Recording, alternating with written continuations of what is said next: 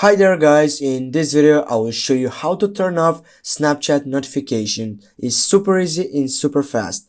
First of all, go on your profile section and then select settings on your right upper side. After that, you need to scroll down and choose notifications. Now as you can see, all notifications are turned on. Go on enable notifications to off.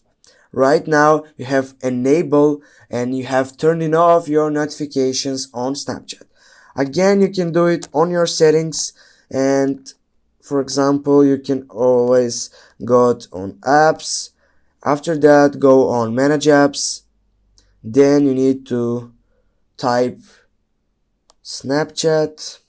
Now click on it and go notifications, and as you can see it's turned on, but you need to make sure that it's turning off.